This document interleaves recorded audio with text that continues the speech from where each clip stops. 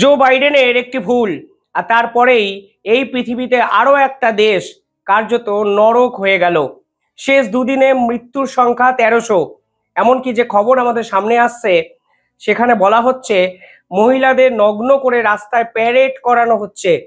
ভাবতে পারেন, একবিংশ শতকে এই ভিডিও যখন আমাকে বানাতে হচ্ছে, এই চিত্র এই ভিডিও সর্বত্র ছড়িয়ে পড়ছে।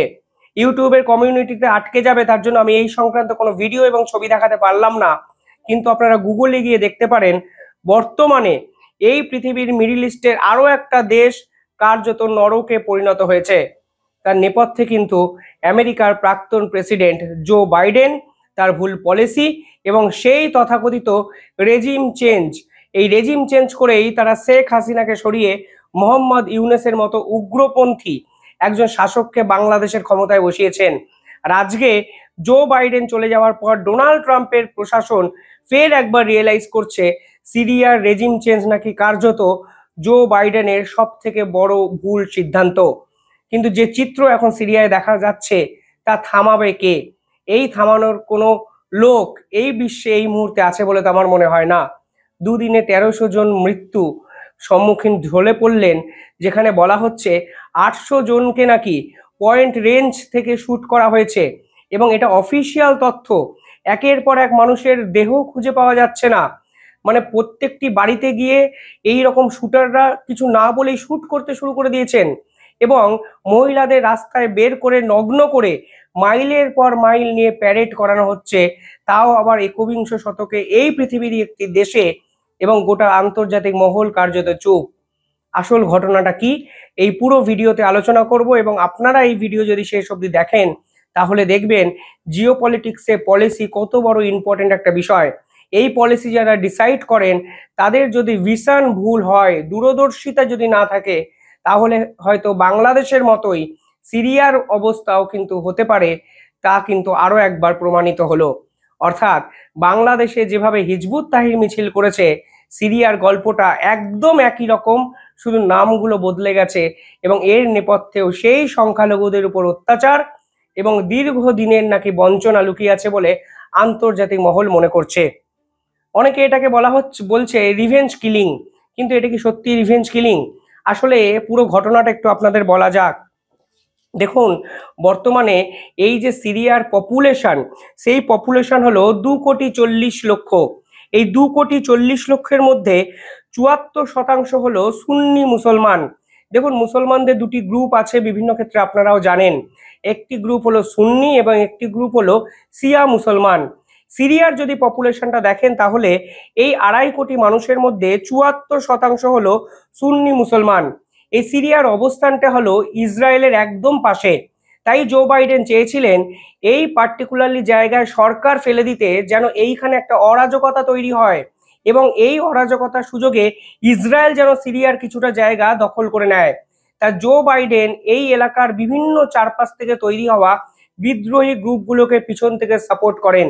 আর এই বিদ্রোহী গ্রুপগুলো এই সিরিয়ার রাজধানী দামাস্কাসে যেভাবে আক্রমণ করে, তার ফলে সিরিয়ার যে প্রেসিডেন্ট, সেই প্রেসিডেন্ট বাশার আল আসাদকে পালিয়ে গিয়ে রাশিয়ায় আশ্রয় নিতে হয়। আর এই বাশার আল আসাদ যখন পালিয়ে যায়, তখন পার্টিকুলারলি সিরিয়ার সংখ্যালঘুরা বিপজ্জনক একটা জায়গায় পড়ে যায়। কারণ আমি আবার বললাম, এই অঞ্চলে 74% সুন্নি মুসলমান ছাড়াও 12% আলাওয়াইট শ্রেণীর মানুষরা ছিলেন। এই আলাওয়াইট এই প্রজাতির মানুষরা হলেন শিয়া মুসলমানদের একটি পার্ট। এবং বাশার আল আসাদ যখন এই অঞ্চলে ডমিনেট করেছেন, তখন সরকারি কর্মক্ষেত্র বলুন, ব্যবসায় বলুন, একাধিক জায়গায় এই আলাওয়াইটদের কিন্তু স্থান ছিল। এখন সুন্নি মুসলমানরা ক্ষমতায় এসে বুঝতে পেরেছেন এই আলাওয়াইটরা যদি দেশে থাকে তাহলে কিন্তু তারা আর ডমিনেট করতে পারবে না। আর জো বাইডেন কিন্তু দিনের পর দিন এই সুন্নি মুসলমানদের থেকে তৈরি হওয়া বিদ্রোহী এক গ্রুপকে, HTCS কে প্রমোট করে গেছে দিনের পর দিন।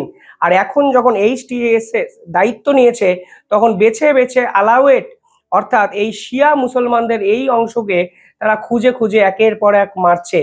অবস্থা এতটাই বিপজ্জনক যে পার্টিকুলারলি শিয়া মুসলমানরা এখন সিরিয়া ছেড়ে অন্যান্য দেশে চলে যাওয়ার চেষ্টা করছে। তারা রাশিয়ার প্রান্তরে একটি বিমান ঘাঁটি আছে, সেখানে আশ্রয় নেওয়ার চেষ্টা করছে।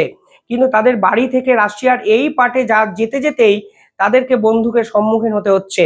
অবস্থাটা এতটাই বিপজ্জনক, সরকারি যে আধিকারিকরা আছে অর্থাৎ সরকারি সেনাবাহিনী এখন খুঁজে খুঁজে এই ধরনের সংখ্যালঘু আলাওয়াইট কিংবা সুন্নি মুসলমানদের নির্বিচারে দিনের আলোর মধ্যে মারতে শুরু করে দিয়েছে। আর মহিলাদের উপর যা নির্যাতনেরা করছে এই ভিডিওতে বলার মতো আমার জায়গা নেই, ছবি বা ভিডিও দেখাতে পারছি না। শুধু একটা তথ্য দেখুন, 57 বছরের এক বয়স্ক মহিলা আসলে এই খবরটি সকলের আগে সামনে নিয়ে আসেন। তিনি বলেন এই যে পার্টিকুলারলি আলাওয়াইট শ্রেণীর যারা মহিলা আছে তাদেরকে বিবস্ত্র করে রাস্তায় মাইলের পর মাইল হাঁটাচ্ছে, প্যারেড করাচ্ছে, এবং যদি রাজি না হয় তাহলে স্পট ডেড একদম পয়েন্ট রেঞ্জ থেকে গুলি করে মৃত্যুর মুখে এদেরকে ঠেলে দিচ্ছে। একের পর এক ধনী ব্যবসায়ীকে নাকি খুঁজে পাওয়া যাচ্ছে না। সরকারি আধিকারিক যারা এই বাশার আল আসাদের অত্যন্ত ঘনিষ্ঠ ছিল তাদেরকেও নাকি খুঁজে পাওয়া যাচ্ছে না। অর্থাৎ 74% সুন্নি মুসলমানরা মিলে এই 12% আলাওয়াইট এবং এই পার্টিকুলারলি শিয়া মুসলমানদের সিরিয়া থেকে যাবতীয় উপায়ে শেষ করার একটা পরিকল্পনা করেছে, এবং সেই কর্মযজ্ঞ শুরু হয়ে গেছে শেষ 3 দিন ধরে, যার ফলে শেষ 3 দিনে মৃত্যুর মুখে ঢলে পড়লেন সরকারি হিসাবে 1300 জন মানুষ, এবং এর মধ্যে কত শিশু কত মহিলারা আছে কেউ জানে না। বাই দ্য ওয়ে, এখানে একটা কথা আমি বলে দিতে চাই, সিরিয়ার এই অবস্থা থাকা সত্ত্বেও কিছুদিন আগে গ্লোবাল টেরোরিজম ইন্ডেক্স প্রকাশিত হয়েছিল, সেখানে দেখা গেছে পাকিস্তানের নিচে আছে সিরিয়া। অনেকে হয়তো প্রশ্ন করবেন কেন এই ইন্ডেক্সে এই অবস্থার পরেও এই দেশটি পাকিস্তানের নিচে আছে। কারণটা খুবই সহজ, পাকিস্তানে এই মুহূর্তে সরকারি সূত্র অনুযায়ী ইউএন ডেজিগনেটেড টেরোরিস্ট আছে 1000-এর বেশি। অর্থাৎ যে সকল টেরোরিস্টকে গোটা বিশ্ব খুঁজছে, জাতিসংঘ যাদেরকে টেরোরিস্ট তকমা দিয়েছে এরকম মানুষ 1000-এর বেশি এখনো পাকিস্তানে আছে, যা সিরিয়ায় নাকি নেই। তার জন্য এখনো কিন্তু পাকিস্তান গোটা বিশ্বে সন্ত্রাসবাদীদের তালিকায় 2য় স্থানে আছে, 3 নম্বরেই আছে সিরিয়া। আর এই সিরিয়ার মতো দেশের যে চিত্র আমরা শেষ 2 দিন ধরে দেখছি, বিশ্বাস করুন এর পিছনে কারা দায়ী, কেন দায়ী, এসব অনেক পরে আসে। প্রশ্ন যেটা আসে, নির্বিচারে সাধারণ মানুষদের হত্যা কিভাবে আটকানো সম্ভব? কারণ 1300 মানুষ বেমালুম গুলির শব্দে ঝাঁঝরা হয়ে উড়ে গেলেন এই পৃথিবীর বুকে, সেটাকেও দেখতে হচ্ছে, এবং আন্তর্জাতিক মহল কার্যত চুপ। এখানেই তো প্রশ্ন আসে, কোথায় জাতিসংঘ? আপনারা কাশ্মীর নিয়ে কথা বলেন, আপনারা বড় বড় লেকচার দেন ভারতের মণিপুর নিয়ে, মণিপুরের অবস্থা কি এর চেয়েও খারাপ? 1300 লোক 2 দিনে মারা গেলেন একটা রাষ্ট্রের থেকে, যেই রাষ্ট্র আবার আমেরিকা দ্বারা চালানোর চেষ্টা করা হয়েছিল। জো বাইডেন পরিষ্কারভাবে সিরিয়ার যে আগের যে প্রেসিডেন্ট বাশার আল আসাদকে সরানোর পরিকল্পনা করেছিলেন, বাশার আল আসাদকে পালিয়ে গিয়ে রাশিয়ায় জায়গা পেতে হয়েছে, এখন ইনি আর তার পরিবার পুরো রাশিয়ায় থাকে। অর্থাৎ দিনের পর দিন আপনারা সিরিয়াকে ধ্বংসের দিকে নিয়ে গেলেন, আর এখন আপনারাও পরিস্থিতি সামলাতে পারছেন না। কিছুদিন আগে তুলসী গ্যাবট এই নিয়ে একটি কথা বলেছিলেন। মনে রাখবেন, ডোনাল্ড ট্রাম্প যখন ক্ষমতায় আসেন তখন তুলসী গ্যাবটকে তিনি তাদের যে গোয়েন্দা সংস্থার চিফ করেন। তার আগে তুলসী গ্যাবট কিন্তু সরকারি এই পজিশনে ছিল না। একের পর এক চিঠি তিনি ডোনাল্ড ট্রাম্পকে, তখন মানে ডোনাল্ড ট্রাম্প আসার আগে জো বাইডেনকে লিখেছেন, সিরিয়ার অবস্থা নিয়ে বারংবার বিভিন্ন ভিডিও প্রকাশ করেছেন। কিন্তু জো বাইডেন এই পার্টিকুলারলি র্যাডিক্যাল গ্রুপ ক্ষমতায় এলে কি ভয়াবহতা হতে পারে তা তিনি অনুধাবনই করতে পারেননি। আর আজকে বাংলাদেশের অবস্থা দেখুন, সিরিয়ার অবস্থা দেখুন। যদি জো বাইডেন এত বড় ভুলটি না করতেন তাহলে কিন্তু কোনোভাবেই সিরিয়ার প্রাক্তন প্রেসিডেন্ট কোনোভাবেই নিজের জায়গা হারাতেন না। অর্থাৎ দিনের পর দিন বিদ্রোহী গ্রুপগুলোকে ফান্ডিং করে গেছে জো বাইডেন, শুধুমাত্র সিরিয়াকে ধ্বংস করে মজা লোটার জন্য। আজকে সিরিয়ার এই অধঃপতনকে গোটা বিশ্ব আন্তর্জাতিক মঞ্চকে কার্যত উপভোগ করতে হচ্ছে, চেয়ে চেয়ে দেখতে হচ্ছে। তুলসী গ্যাবট কি বলেছিলেন আপনারা দেখবেন উনি বলছিলেন বর্তমানে সিরিয়ার যে অবস্থা সেখানে খ্রিস্টান সংখ্যালঘুদের অবস্থা অত্যন্ত শোচনীয়।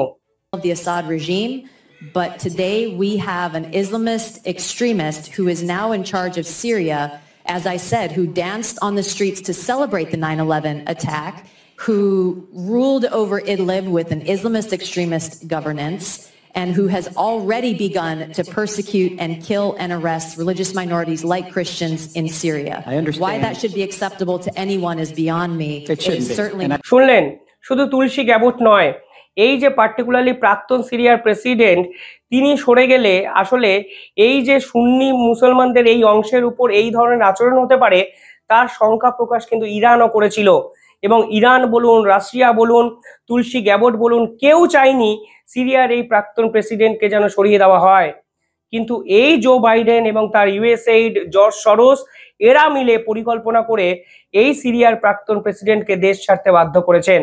আর আজকে যাদের হাতে ক্ষমতা গেছে তারা সংখ্যায় বেশি বলে যা করার তাই করছেন। অনেকে এটাকে রিভেঞ্জ কিলিং বলছে।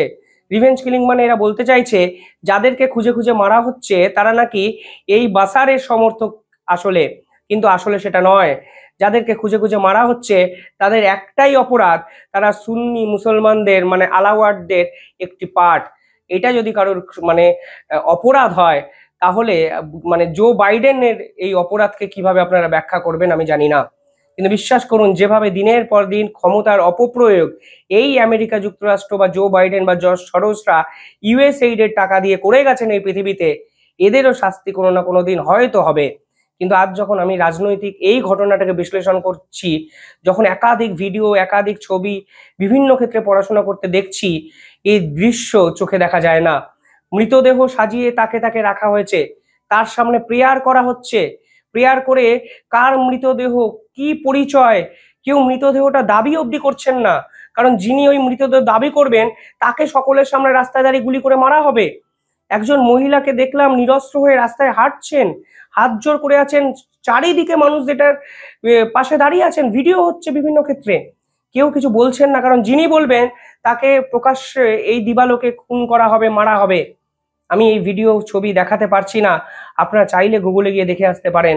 কিন্তু বিশ্বাস করুন, যে জো বাইডেন আজকে গোটা পৃথিবীতে আমেরিকাকে অন্যতম প্রগতিশীল এবং ক্ষমতাশালী হিসাবে জাহির করে গেছেন, আজকে সাধারণ মানুষ বুঝতে পারছেন এই পৃথিবীর বহু দেশের এই অধঃপতনের কারণ কিন্তু এই জো বাইডেন এবং জর্জ সরোসের ইউএসএইডের টাকা এবং এই ক্ষতিকর ভয়ঙ্কর জুটি। আজকে ডোনাল্ড ট্রাম্প কি করবেন আমি জানি না, কিন্তু তুলসী গ্যাবট যে যদি অ্যাকশন না নেন, সিরিয়ার এই অবস্থা কিন্তু অত্যন্ত করুণ জায়গায় পৌঁছাতে পারে। আপনারা কিভাবে দেখছেন পুরো জিনিসটি কমেন্টে জানাবেন। ধন্যবাদ।